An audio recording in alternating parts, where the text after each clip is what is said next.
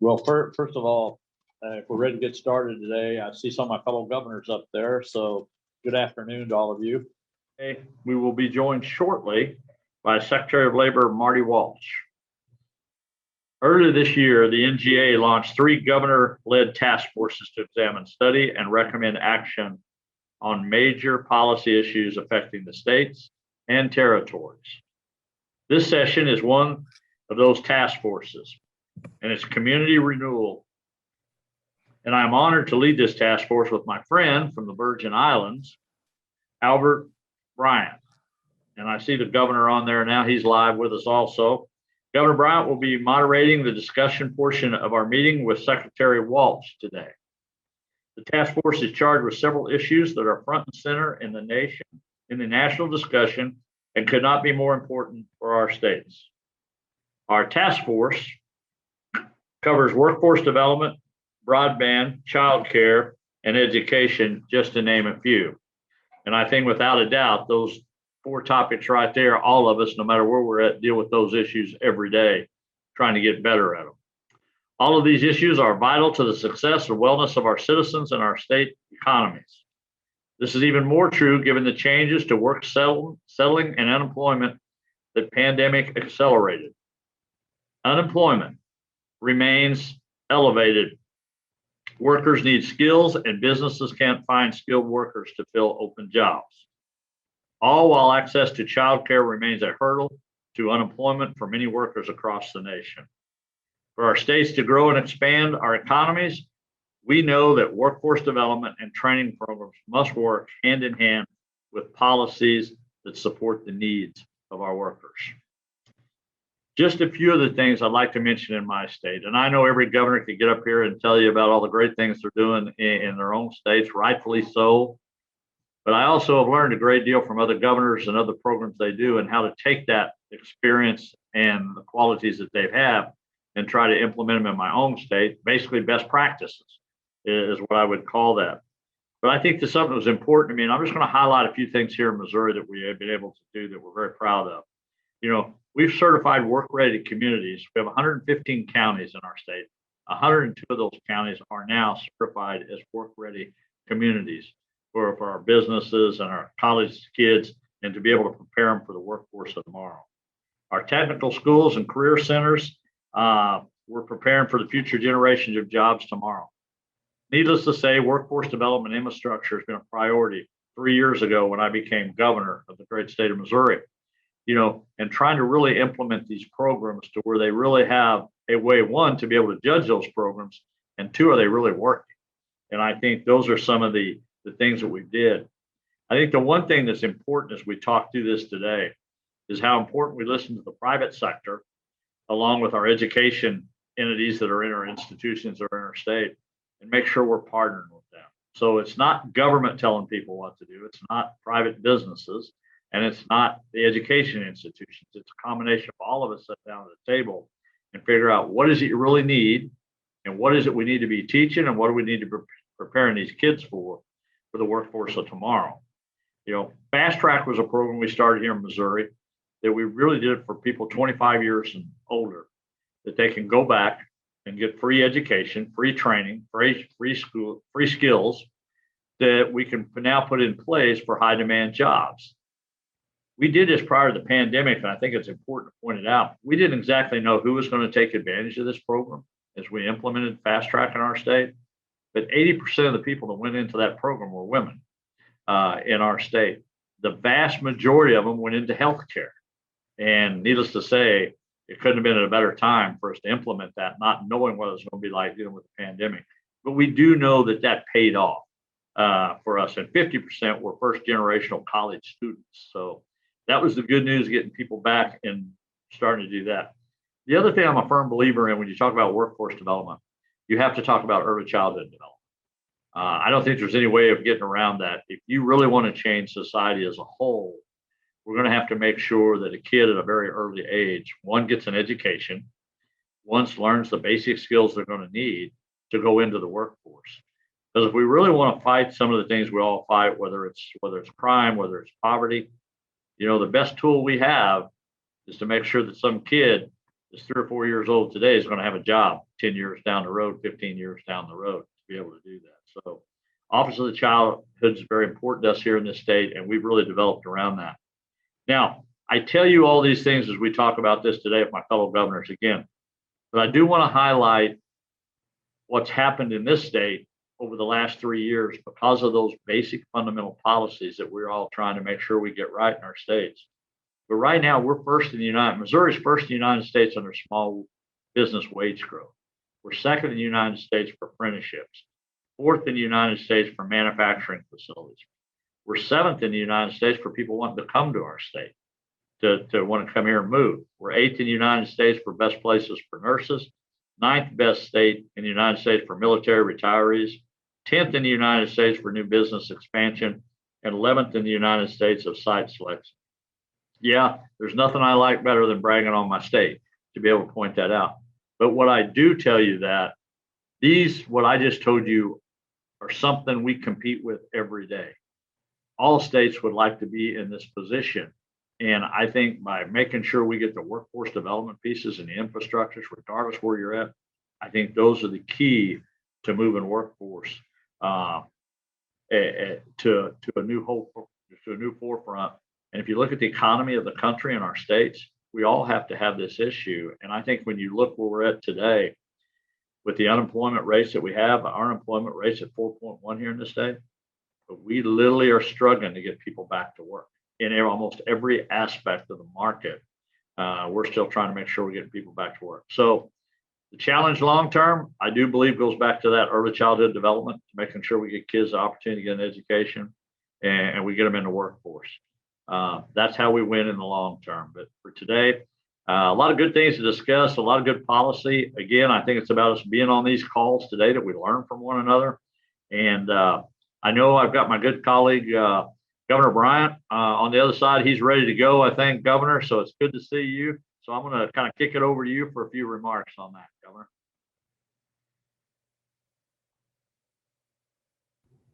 Thank you, Governor Parson. I always have to check. Can you hear me?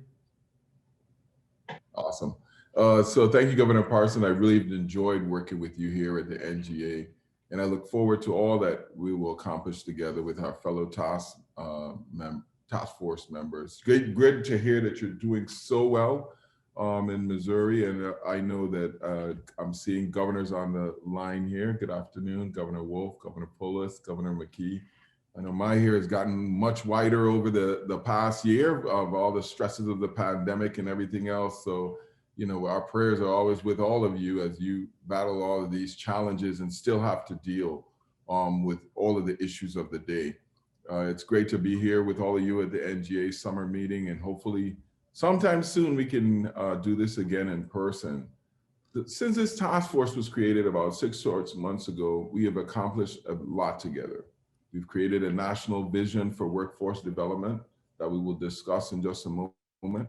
We successfully lobbied the Biden administration to create a federal task force focused on reducing and proactively stopping fraud attacks on our unemployment insurance systems across the country, which is so crucial because in our neck of the woods in a year, we normally distribute about $8 million in unemployment. Last year, from March to March, we distributed some $132 million in unemployment insurance, some 15 times what is normal. And I know systems across the country have been dealing with this and trying to keep account of the money.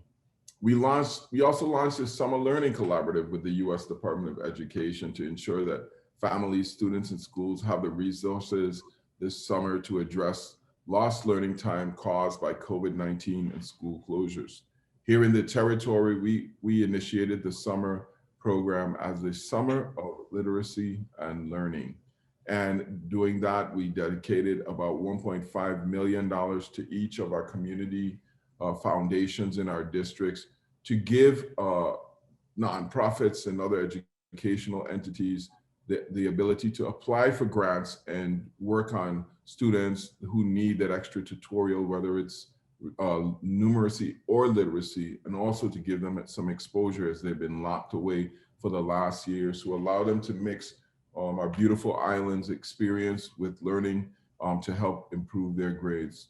We work with Congress to get fiscal flexibility for requirements in the education sections of the American Rescue Plan Act. That money represents unprecedented money to our state education programs, and we are doing some amazing things, which I'll share with you later. Governors, I encourage all of you to take a look at our accomplishments together in a summary that was provided to you before this meeting. But today we are here to focus on workforce development. Before I was governor of the Virgin Islands, I was actually the Commissioner of Labor here in the Virgin Islands. And so workforce development is very important to us. And like Missouri, the Virgin Islands is placing workforce development at the center stage of our recovery. Because as you remember, we're not only recovering from the pandemic, but we're also recovering from 2 Category 5 hurricanes that hit in 2017. And just to show you the impact of that, I mean, 4 years later, we only have 1 hospital in each of our 2 districts, and that 1 hospital in St. Croix still has not been rebuilt. And we are working hard trying to get the temporary hospital open. So it's a great challenge in doing this. And as some of you know, when you have a disaster, you have a migration of the most talented people out of your center state or territory, in our case, looking for opportunities other places until the economy where they're used to rebound. However, a lot of that talent never comes back. So we're doing things in order to power the economy and the workforce.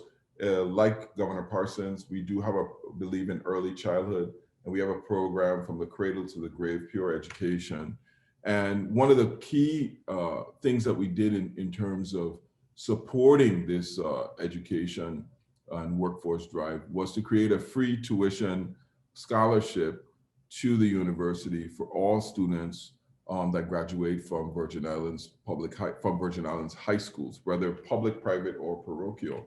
In that program, we have been able, the most successful thing about it is we have cut the amount of people going to the mainland dramatically. So now, whereas before maybe 20-25% of our graduates would attend our university, now 75% of our graduating classes from our public high school are taking advantage of our free tuition. This is part of our goal to make our tuition, to make our percentage of college graduates in the Virgin Islands move from 17% to 29%, as it is on the mainland. And that whole push is, we don't want anyone who can be able to do college work not to be able to attend because of a tuition impediment. Last year, we also put $1 million in scholarships for every single student who graduated from a high school in the Virgin Islands, was eligible for $1,000 if they were headed to trade school or to college, no matter where they were. We extended that this year to all of the graduates this year, as well as the graduates from last year, trying to compensate for that tremendous loss of work and cash during the coronavirus pandemic. Our Department of Labor here has been established as a state registered apprenticeship agency and held the first workforce summit across, focused on the development of apprenticeships in the USVI, in-demand industry and occupation. Currently, we have 3 sponsors covering 6 occupations for apprenticeship. We think this is so important because the main thing with whether they're students coming out of college or high school, not having the experience to be able to secure that dream job that they want, this gives them a leg up in terms of trying to do that. We've also started a state-run program where we're taking college graduates and we're giving them a year of an apprenticeship, essentially an apprenticeship with a commissioner. Those students would be able to go to board meetings, attend policy agendas, go to the legislature and testify, giving them an assistant role, also helping them to broaden their experience and be able to get valuable input for their resumes. We also have, as a result of the hurricanes, we have about $2 billion of community development block grant disaster recovery funds. $10 million of those funds we took out for a Skills for Today initiative to build capacity in our disaster recovery related jobs. We recently got a report that was sponsored by FEMA, it was sponsored and done by RAND, where they were reporting that we need 5,000 new jobs in order to compensate and have enough workforce in order to build us back to recovery. That is essentially 10% of our entire existing workforce that we would have to increase in order to be able to rebuild with the recovery monies we have. So that takes about 500 people and allows them to go out and actually pay to train in demand jobs such as carpentry, electrical, plumbing, construction management, and so forth. Some of that money is also centered at our tourism product, which like most of the states, we're having problems getting people back to work. As we move through the pandemic, we were especially blessed because we were able to secure much of the traffic for the Caribbean tourists that was diverted from places like Jamaica, St. Lucia, St. Martin, as we have been able to handle our pandemic. So our airlift has increased dramatically 200-300%, and we're full of tourists every day. Even in July, we're still competing, trying to find people to work in our restaurants and our hotels because we don't have an off season. We're booked solid through October. I want to take that opportunity to extend an invitation to all my governors to visit at any time. We'll find space for you. We have also developed a holistic workforce plan to invest $12 million across 2 years to develop workforce development infrastructure programs and services. We're completely revamping our trade training center, career and tech here on the islands of St. Thomas. We have also started up Granny Pre-K, which is pre-kindergarten programs in our public high schools. We started with 2 classrooms, and we have hopes of expanding that across all our schools. With this extra money that we got from the American Recovery Plan, we think this is one of the key components of what we can do to that. We certainly have a problem recruiting teachers as we are a remote location, and it is quite expensive to be here. Through the CARES Act, we were able to give every single student in the Virgin Islands a laptop and access to the internet, which is one of my dreams from 10, 15 years ago.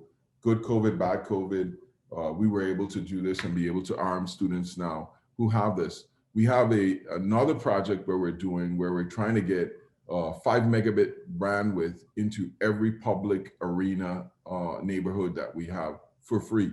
So if you go to the beach, parks, downtown areas, libraries, public housing communities, students would be able to access 5 megabits of free service. We're also expanding our broadband network. The government owns the largest pipeline in the Virgin Islands, Virgin Islands Next Generation Network, which has a fiber ring around 3 islands and also connects to one of the largest bandwidth access in the country that connect. We have the fiber links that connect North and South America. They land in St. Croix and carry that traffic back and forth. So we're capitalizing on that by really promoting broadband where we live and trying to make sure that everybody has the access they need, not only to create jobs and workers in the Virgin Islands, but certainly to make sure that they have entrepreneurship opportunities. When we look at that, we look regionally out to our fellow Caribbean islands. They've been having quite a time managing COVID and being able to survive with this downturn in tourism. How can we use this bandwidth to give them more access, allow for trade, and allow for the Virgin Islands to become a center of technological excellence in the Caribbean? In a few minutes, you will hear from some of you. We will hear from some of you about your workforce innovation and what are you doing and how you're incentivizing it throughout each state. So today, Governor Parson and myself and the entire NGA are pleased to release the governor's principles to renew the federal workforce system. As Congress begins reauthorization of the federal workforce programs, governors have worked over the past few weeks to lay out a vision for how these programs can better support workers in partnership with employers. These principles place workers at the center of federal, state, territories, and local workforce systems. We encourage Congress to support public-private partnerships to allow for upskilling of employees and learn and earn opportunities as we have in the Virgin Islands. The principles acknowledge that those receiving workforce training and starting a job need other supports like high-quality childcare, which is huge over the pandemic, food assistance, which we've been able to help with the pandemic EBT, affordable housing, which is a crisis in most places with skyrocketing inflation, the economy doing well has been hard. And then career coaching, perhaps most important, having that support, whether it's artificially supplied by us or in the home, in the family, in the community, to help those young people stay focused and stay integrated. Governors also called for a dramatic increase in governors' workforce set aside to allow for more states and territories and local innovation encumbered by bureaucracy. We updated these principles now because Congress is beginning reauthorizations of the Workforce Innovation and Opportunity Act, also known as WIOA, which freed up a lot of stuff in the last reauthorization, but it always could use improvement. Today, Governor Parson and I will transmit these principles on behalf of the NGA to Congress with a letter asking congressional leaders to consult governors throughout WIOA authorization. Given that we are the national administrators for workforce development in each state and territory. In the coming days and weeks, we will be calling on governors to encourage through the NGA with Congress and the Biden administration to ensure that the reauthorization of WIOA to ensure for that the next version of this laws allows for more flexibility, more care for workers, partnerships with businesses, and tools for real innovation. I would like to now turn it over to Governor Parson to lead a discussion with the governors on workforce efforts in their states and territories. Governor Bryan, thank you very much. Great update from the Virgin Islands. The Missouri is known as the Show Me State, is our state motto. So you're telling me a lot of stuff about the Virgin Islands, but you're going to have to show me and my fellow governors that someday. So we may take you up on that room deal that you got down over there. Find us a room over there to be able to visit. You governors, you've heard from me and Governor Bryan. I'd like to open the discussion up to a lot of you. I know you're doing great things in your state. I'd also like to thank the NGA for putting this on today, making sure we're working as a group and what these policy meetings mean. Again, that we can share with one another best practices, best policy to make us all better. And I want to thank the work they're doing with President Biden and his administration. So with that, let me call on a couple other governors. Now, one house cleaning, when Secretary Walsh comes on, I'll turn it back over to Governor Bryan. We'll introduce him at that time. So if I cut you off, that's what that'll be meaning. I'll put up a stop sign for you, and so we can move ahead with the secretary when they come on. So let me start off with Governor McKee from Rhode Island. Governor. Yeah, Governor, good to see you. Last time I saw you, I think was in Kansas City. And Right. You were giving me a good information about how to transition into the governor's office. And lo and behold, a year and a half later, I did the same thing as of March 2nd. So thanks for the invitation. Looking forward to really get involved with the NGA as we did with the National Lieutenant Governors Association. And yeah, so in Rhode Island, we are, we're vaccinating people, getting the economy back, getting, some good rankings nationally in terms of, I think we're at about 78% right now with one shot in the arm. So that's allowed us to open up the economy. Our unemployment issue was one that we all struggled on. We took a little different tack in Rhode Island in terms of allowing our unemployed to stay connected to the federal benefit, but also we got legislation passed that allowed them to work more hours in the workplace and do that. And we're finding that for us, that's working. We, our metrics in terms of people coming off unemployment is again something that I think that is exemplary for us. So we're able to keep people connected to the $300 benefit and get people back into the workforce. For a state like Rhode Island, I think we've had over 2,000 people do that. Plus we've had another 3,000 people since we implemented the program that are full-time employed. And we also increased the amount that a family could earn So there was 3 objectives we had there. One is to get people safely back to work. The other one was to get them maximize the family's incomes, and then but also getting the workforce back that our small businesses in particular need, especially in a state, Rhode Island, where we're a heavy tourism state, and we're right in the middle of that right now. I think that if I shared 2 other things very quickly, we've had a back to work program in the state since 2017. We use some of the federal CARE Act dollars to really emphasize that, and we're getting some very good success on retraining and allowing people to kind of upgrade their jobs. So we have a couple different centers that have opened up, and we have one opening up now in northern part of the state, where, for instance, like electric boat, we got electric boat in our state. They're looking for like 1,200 jobs. They're all good paying jobs, but how do we uptrain the people and their skill sets to allow them to do that? We've got Fidelity, which is an internationally known name in finance. They're looking for like 500 jobs. So we're trying to plug those holes right now and get people back to work and get them into higher paying positions than they even pre-pandemic that they would have had before. So, and then we did a virtual career center out of our Department of Labor Training, and we've connected in 60 employers that actually can do virtual job training. Those are real snapshots of the things we've done.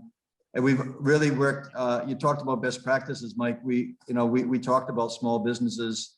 We took a number of the things that you were doing in Missouri, translated them back here into Rhode Island. So we're really working. I helped organize as a lieutenant governor, coming to the Governors Association, a major group of small businesses into a coalition that has now actually set themselves up in a C6 nonprofit that we're going to really work on exactly what you were talking about, Governor, back when we were in Michigan on the boat there on the lake about that. So we're engaged, but for me, this is kind of like this listening point in time. I'm really interested in meeting with Governor Polis. I know he does the education things in a real big way, and I think we share that. Governor Wolf, I think we had dinner when you opened up your Museum of American Revolution a few years back, and so that was great. And Governor Bryan, we were headed to the Virgin Islands until there was this hurricane that kind of blew off a number of your hotel roofs, and but we're looking forward to take you up on that offer.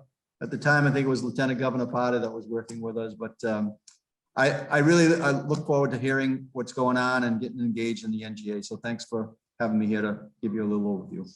All right, Dan, thank you very much. A little good news and bad news for you. The good news is my family's going to take a little vacation this fall, and we'll be coming to Rhode Island. We're going to do the fall foliage to the northeast. The bad news for you, only you're a year and a half in. I've been here 3 years, and this is the first time we're taking a week off since I've been here. So that's get the good and the bad with that. So anyhow, great. Well, we expect to see you, Governor. We'll expect to see you at least for an hour. So that we can get together and catch up here in the New England area in Rhode Island. We'll try to make that happen. So next, let's hear from Governor Polis from Colorado. Thank you, Governor Parson.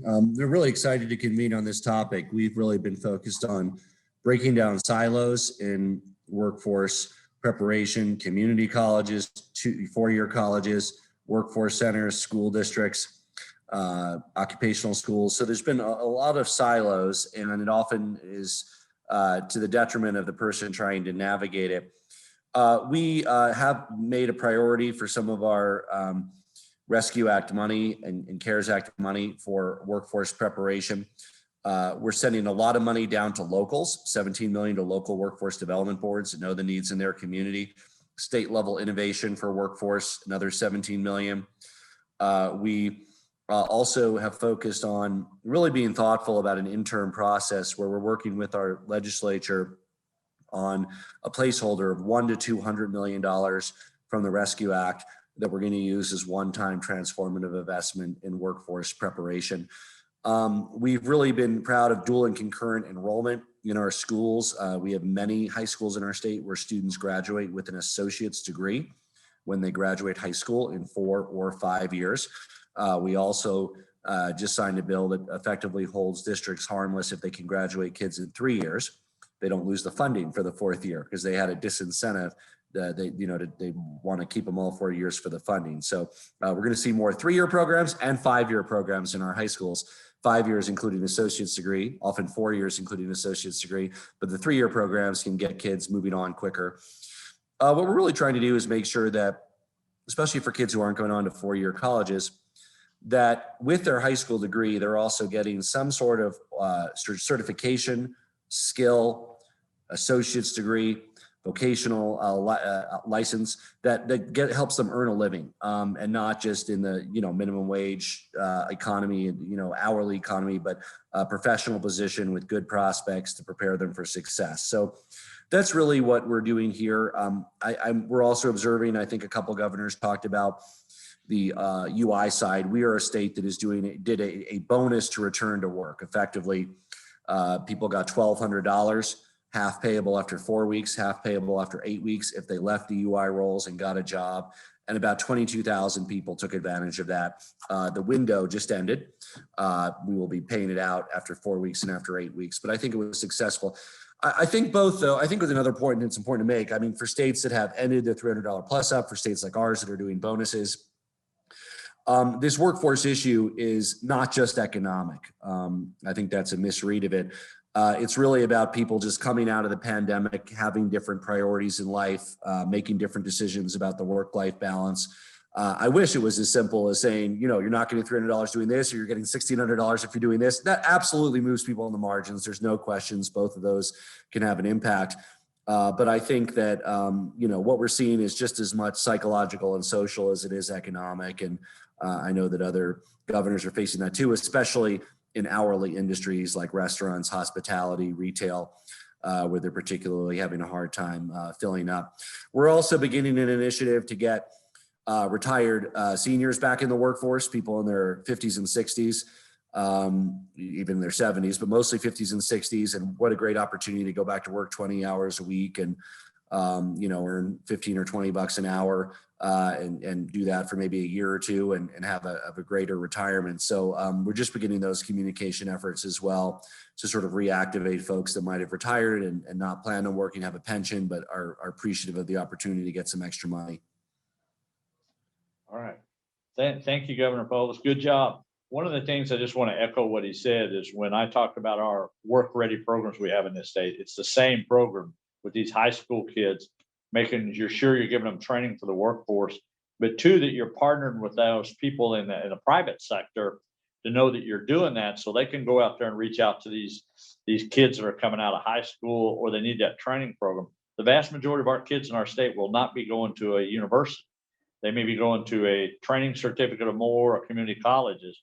The vast majorities won't. So I think it's always important to make sure you team the private sector up with that education on those younger students there. So great point, Governor Polis. Let me turn it over to Governor Wolf. I know the secretary is on hold here for just a minute, so be prepared if you get interrupted. But Governor Wolf from Pennsylvania.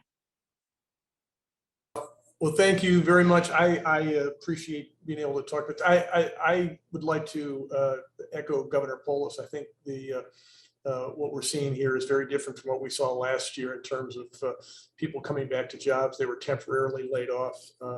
There is a reset going on right now, and that's going to take companies and individuals looking for careers a longer time. In the meantime, what we're doing here in Pennsylvania is investing in education. We have a task force that was formed with the AFL-CIO and the Chamber of Commerce that brought workers and representatives of workers and businesses together. As you said, you're doing in Missouri, sit around the table and talk about what the needs are. And early child care is a really important issue and has been an impediment for workers. So here in Pennsylvania, we're doing more in investing in helping businesses set up more family-friendly policies, including child care facilities within their companies and outside. So these are the kind of things. It looks like you're trying to move on here, so I'm going to let you move on, Governor. All right. Well, thank you, Governor Wolf. I still think we're okay on time here. So if you guys want to finish, you're welcome to. Well, I think the other thing, the other thing that you've been talking about is preparation for the skills of the current of the 21st century. And that is a post-secondary education, but it's not necessarily traditional college education. So we're focused on apprenticeship programs, encouraging that. We have an apprenticeship training center, a registration center with our Department of Labor and Industry, but we're working with organized labor for that. We're also reinventing higher education so that it does more practical things. Our state universities have done a reset. We're investing one-time dollars in transforming higher education in Pennsylvania.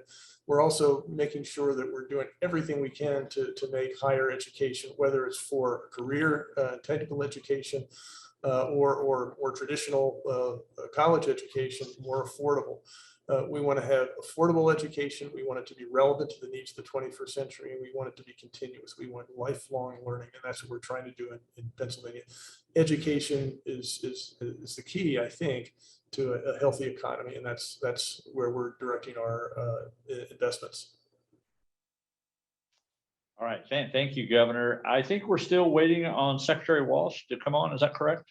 I think we're waiting for her to come on so we can continue the discussion on the workforce development pieces. I think for me as a governor, one of the things I enjoy about the NGA and putting these trainings exercises together, for better terms, is what you do learn from one another. And I think Governor Polis, I'm up here making notes from each one of you that we're talking behind the scenes over here. I'm making notes of things that I want to take a look at when you're talking about a 3-year high school journey or a 5-year associate's degree, all those things. How can we do those things better? I know one thing that we had a little struggle with, and I would say we've all kind of been through that a little bit, but I can't tell you, I couldn't have been able to do the workforce development in this state that we did without making sure our higher education institutions bought into it. So we really had to push to make sure our community college, our training centers, along with our K through 12 was on board. And then we brought the private sector in there to really develop our programs. I think having all of those at the table at the same time is really relevant to moving the needle in your state. So I don't know how the rest of you experience that, but a lot of those institutions were used to doing what they always did. And when you start to bring in new things and new ideas, sometimes that can be a struggle. But we were very fortunate that we sure did our best homework to make sure everybody understood how important this was. And we know, just hearing from all of you other governors, it works. It works, and we're seeing those changes in our state. So I don't know if any of the rest of you had to struggle bringing all those entities together, but it was a little bit challenging early on in our state. So I don't know if anybody want to comment on that or not for your states.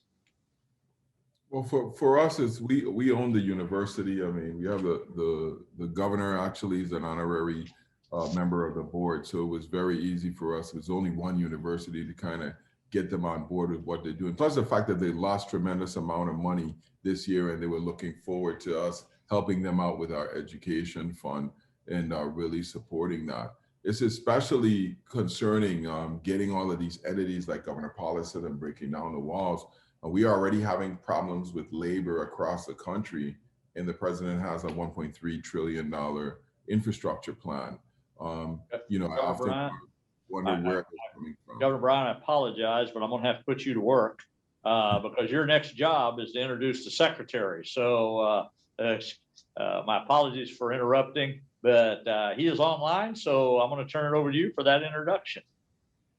Well, thank you for that, Governor Parson, and it is my tremendous honor to introduce you to someone who knows the challenges of elected executives and what they face, and has a track record of creating workforce development solutions at the local level.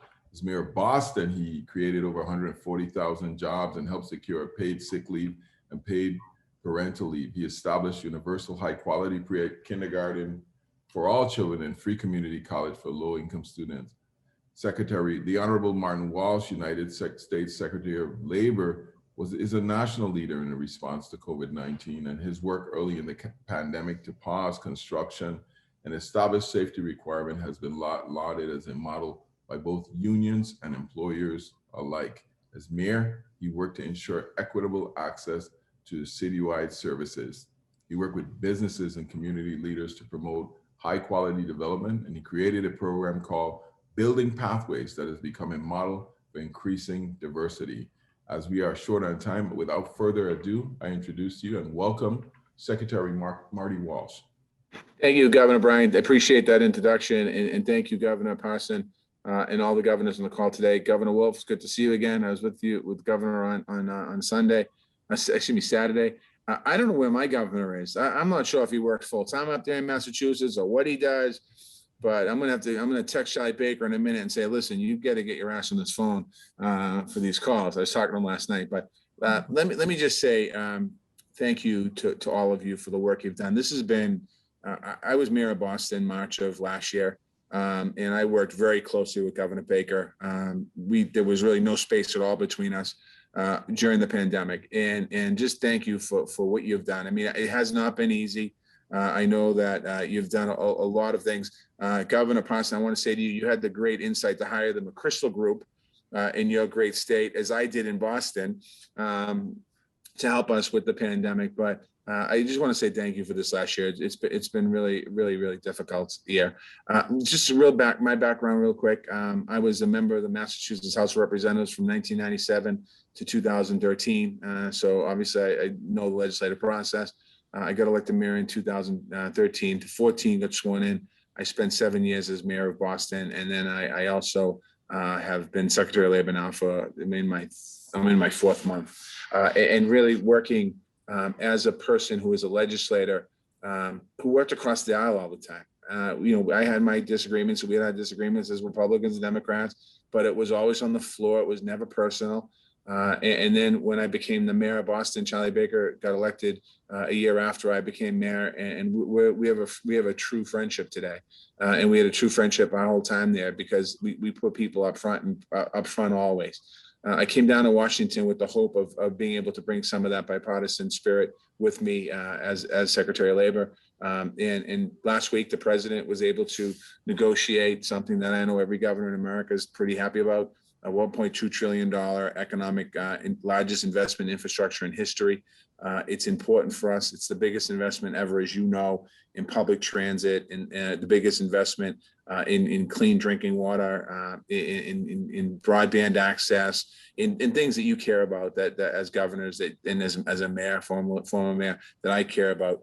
This agreement is a big win for the American people. It shows that we can work together and we can, cross the aisle and put our differences aside. And I think that's very good.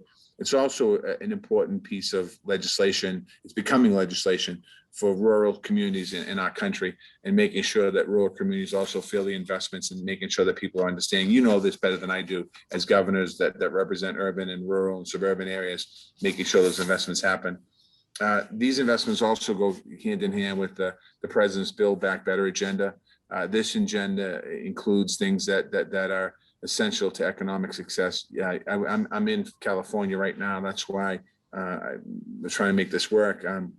Historic investments in universal pre-kindergarten, free community college, two things which I brought to the city of Boston. I know that in the Commonwealth of Massachusetts, Governor Baker's working on that stuff now.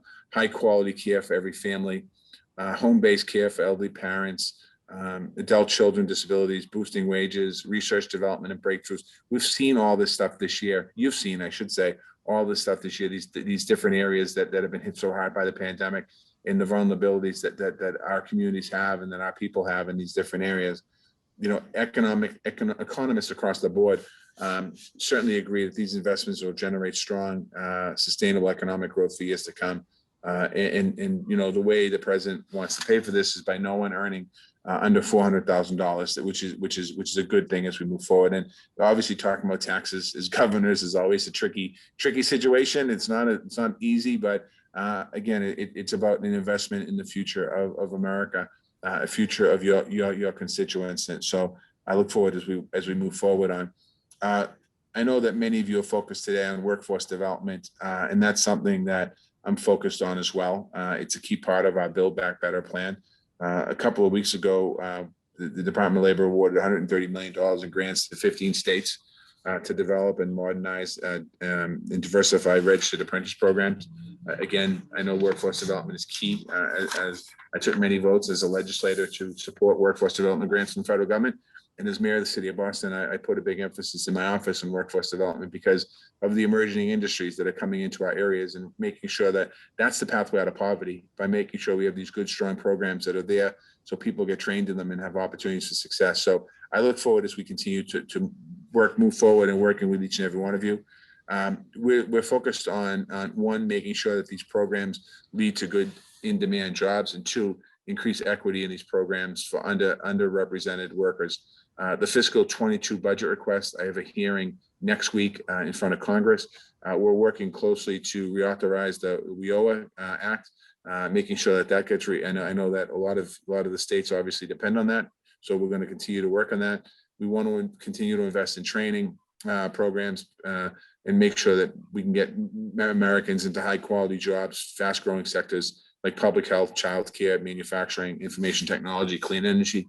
I'm actually at a community college right now in California, and I just had a roundtable with childcare providers, and I'm sure you're all feeling this. They're having a hard time finding people to go to work there. And they're also having a hard time trying to get these centers reopened because they shut down completely, most of them during COVID. So I was just talking to one of the providers upstairs about what do we have available at the Department of Labor to try and create a better pathway there.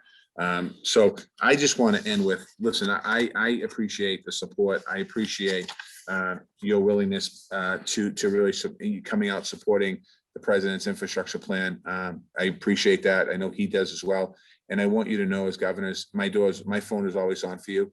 If I can ever be helpful on anything, or you want to talk to me about stuff, or when I get to your states, I'm going to try and come by and say hello the best I can when the opportunity presents itself, and anything I can do to move forward. I understand the political world, and it's about helping people, and that's what you do every day. So thank you for that. Secretary Walsh, thanks for being with us today. And what a beautiful city you come from. I've had the opportunity to visit that. Now, I am taking a vacation. I just told the governor of Rhode Island I'm coming through his state for the fall foliage this year out east. He offered me a key to the state. So I don't know if I can get a key to Boston or not while I'm sitting here. So, well, I don't know if you can get a key to Massachusetts because, again, Charlie Baker, I don't know what happened today, but I'll make sure you get special treatment when you come to Boston, okay? I'll make sure we hook you up big time. I can take care of the governor out there. Would you have time for a couple of questions, Secretary? I do. Absolutely, sir. Absolutely, Gov. I'm gonna kick it off, then I'm gonna turn it back over to Governor Bryan. He can walk through the rest of the governors. But let me ask you a question. A recent survey illustrated that 58% of the workforce need upskilling to do their jobs successfully. We also know that prospective workers need more than just skills. They need one-on-one mentoring, coaching, job connections, and sometimes just encouragement. Given these needs, how do you see the U.S. Department of Labor intend to work with states to update federal job training programs to facilitate these supports for our workers here in our states? Yeah, no, thanks, Gov. I appreciate the question. Let me just give you 4 areas, and then I'll wrap it up with personal experience. I think the president's Build Back Better plan, sector-based training is proven workforce development model that can lead to innovation, which I think is really important. A registered apprenticeship system. President wants to create 2 million apprenticeships, registered apprenticeships. That's on top of new jobs. That's really the opportunity for that, and getting that right. It really can make a huge difference in your states with the people's ability to earn. Community colleges. The one thing that I love whenever I testified in front of Congress a couple of times, and Democrats and Republicans alike all support the community college system, all support workforce development. There's no argument there, and everyone's all about it. I think we have a real opportunity to strengthen our community college system in our country. For 20 years, we really focused on going to four-year college, and what's happened is we have a shortage in craftsmanship, in construction and other areas. So really creating pathways for community college and getting some of these folks that right now are kind of lost in the world, to get them really focused into community college and get them trained in a job where they don't have to go to per se college, but create community college is a good one. And then, the president wants to make investments in career service and wraparound supports. That's really important as well. And I'll be honest, when I was the mayor of Boston, in my 7 years, we were able to create, when I say create or bring into the state, working with Governor Baker, 140,000 jobs in the city of Boston. And we had this in our city, as you know, we have this situation where lots of young people come to our cities from your states to go to school there. And historically, they haven't stayed in Boston. They've gone to Silicon Valley, or they've gone to New York. Now they're staying in Boston. So we have that workforce. But we have this whole other workforce of kids that either graduated from high school from Boston or dropped out of school, and they're kind of just hanging. And it's kind of like they end up getting in trouble, or they might into the criminal justice system, or they end up in situations. Those are the young people that we can be targeting, because when I talk to these tech companies in Boston, they're saying that the kid doesn't need a 4-year college degree to come work for some of these tech companies. So there's an opportunity here. I really think if we are intentional about it and we do it right, if we don't do it right, then 10 years from now, there's going to be a whole bunch of other governors and new Secretary of Labor on the phone talking about the same thing we're talking about now. But I think we have an opportunity right now to do some good things, particularly coming out of the pandemic. Well, Secretary Walsh, thank you for that answer, but I couldn't agree with you more. If we don't do something different, we're going to be sitting here at the same table. Somebody else will in our places be discussing the same thing. But I also think we have a great opportunity. So with that, so thanks for your response to that question. Governor Bryan, let me turn it back over to you, and I'll let you open it up to some of the other governors for questions. Thank you, Governor Parson. Secretary Walsh, thank you for that excellent presentation. One of the things that we found here is, people are trying to get into the workforce, but the bottom is clogged, and there's not a lot of federal money in order to uptrain those workers into higher positions to be able to get entry-level work open where these semi-skilled and unskilled workers can enter. What can you tell us about the President's America's Job Plan and what you're hearing from Congress in terms of what they expect, and how can we be helpful? Because we have a perfect storm now where we have good funding for workforce development and a lot of high demand for jobs.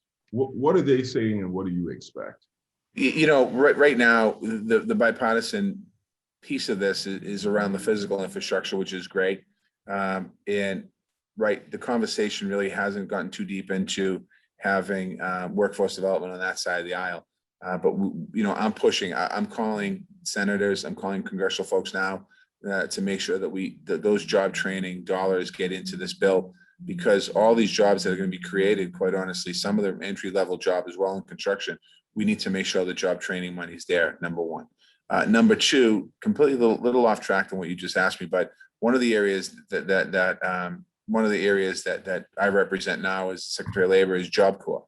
And I quite honestly want to strengthen Job Corps centers. I think there's an opportunity through Job Corps centers in this country to really be real pathways into good paying jobs. I'm not saying it hasn't been. I don't know enough about it, but I know that I've been visited a couple of Job Corps sites. There's some ability there, opportunity there to really strengthening the Job Corps centers around the country. And I know that a lot of the governors, we have a couple, one in Massachusetts, but I know a lot of the governors really depend upon Job Corps to be a driver in helping young people get into access to good jobs. So I'm going to focus there as well, and then create opportunities. And then also, I think we have to do a better job of measuring the outcomes of the investments we're making in people. We need to have real outcomes to show that the investments we're making in these training facilities are actually being followed through with. Thank you. And just a quick follow-up is, what about the expansion of Job Corps? Because I know we have been shrinking Job Corps sites for a number of years, and we haven't seen anything new. I didn't know Job Corps until I took this job. I hadn't worked with a Job Corps center. We didn't have one in Boston. And I just see it as such a potential to not just strengthen, but expand. Right. And I think it's something that I'm working on now. I'm going to have a meeting in the next couple of weeks with the Job Corps folks to do some stuff there. I just think there's such an opportunity there.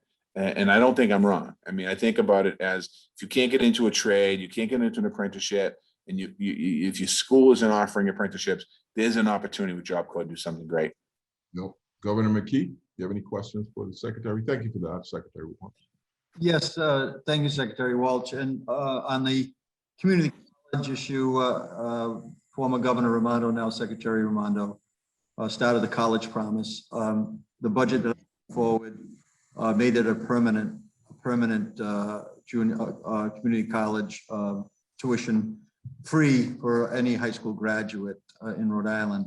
And you were saying that you see them as the community colleges playing a role in job training, and especially with us in the Rhode Island sharing, being the ocean state, a green economy, blue economy, and we also have a state college that has been specializing in teacher training primarily, but they're looking to rebrand as well. And that's a 4-year school. So you have thoughts about what community college can do to kind of position themselves for this, when they graduate, the kids graduate, that they are rolling into a good paying job. And then also, are you even thinking about smaller universities or colleges like Rhode Island College, for instance, that is actively engaging in a rebranding strategy right now, and we're going to help assist that. We put some money into the budget to help them make that happen. Do you have any thoughts on that? Yeah, first of all, Laurie Bozio says hello, so I'll just leave it there. There you go. My time in the legislature, when you looked at community college and you looked at the graduation rates, it was like 17%. And it was mostly state funded back then. Still is state funded. And I think that when you think about community colleges, I've been to some colleges around the country now. Here in California, I was at Kirkwood in Iowa. I was at one in Wisconsin. They really are thinking outside the box. Some of your states, they're thinking outside the box. I feel like I'm talking. I just thought for a moment I was talking to Boston people. I'm talking to governors around the country. I apologize. Some of your community colleges are doing some really things outside the box, and I think that there's no question about it that some of the programming that colleges are doing too is that people are entering into pre-apprentice programs through community college. They're getting college credits. And the goal is to get people placed into a pathway into a career. Now, getting a college degree is important as well, as you can continue to move that forward.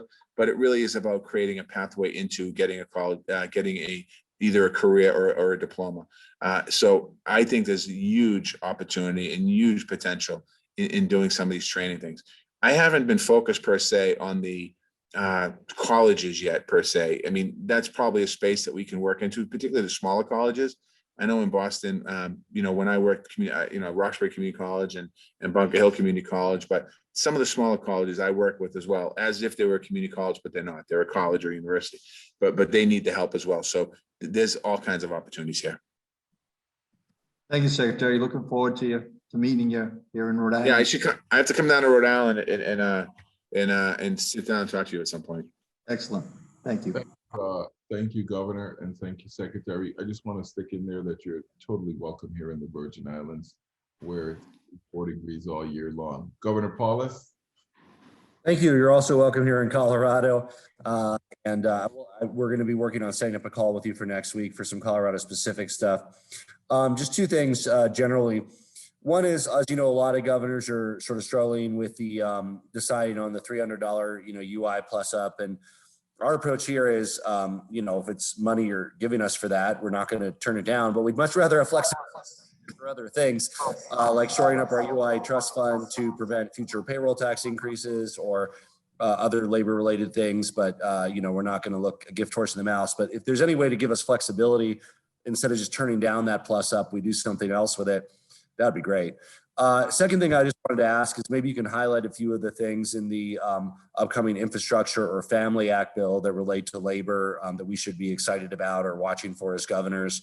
We've all been, sort of following it, but we have our own states to run. So, and I'd love to hear kind of from you what you're most excited about from the Department of Labor perspective about kind of what might be coming up in congressional action. Oh, thank you. And thanks, Gov. And I think I am coming out to Colorado in a couple of weeks. So we're going to let your office know. I appreciate that. Second point is UI. As you know, as we all know, I'm not going to criticize the system because it works for a lot of people that needed it. But there's definitely some reform that has to happen. The Congress allocated $2 billion. I hope we're working now hopefully with all of your offices on strengthening the system. If there's an issue there and you're not hearing from anybody, just call me directly, just so I can make sure that we're focusing on the UI system. And I know that a lot of states are looking for different flexibilities, and we want to make sure you have the strength and the investments you need to have a system that works. So obviously that works for that side. On the cares economy side, I think that a couple of big things that this bill is kind of the trajectory of this bill has changed a bit. The president started out with a cares economy bill and a human infrastructure bill and a physical infrastructure bill. And it's kind of, because of the agreement with the Republicans, it's kind of changed a little bit, where there's a physical infrastructure moving forward, as you know, the bipartisan stuff. and the human infrastructure with the CARES economy moving forward with the kind of in a different approach. Department of Labor in that area, I think the biggest thing that I'm looking for is making sure that we have good labor standards with anything that we do, either investment on the infrastructure side or investments on the care side. What I mean, also making sure that we create pathways for people of color. The unemployment rate for the Black community in America last Friday was 9.2%. The unemployment rate for the white community is 5.3%. So there's inequity. We already know there's inequities, but those inequities haven't stopped or haven't really changed since the pandemic began. So there's an opportunity through the infrastructure bill to make a difference there, I think, in creating opportunities for putting people into jobs. That's one aspect of it. Another aspect is in the early learning space, in the universal child care space, and in the adult care space. There's also an investment going to be made from the federal government to lift the wages in those industries and train the workers in those industries, and that's going to be on the federal government to pay. So you're going to have workers working in these industries in Colorado and in Rhode Island and in Pennsylvania and in Virgin Islands and everywhere else, Missouri. That there's going to be opportunities to be able to pay workers a better wage, better training, and lift them up into the middle class. And that's something, again, on the federal government's dime, which is always a good thing, that the federal government pays for. So those are things that I think are exciting, that I'd be excited about as a governor coming into these two big pieces of legislation. That is awesome. Thank you, Secretary Walsh. Governor Wolf.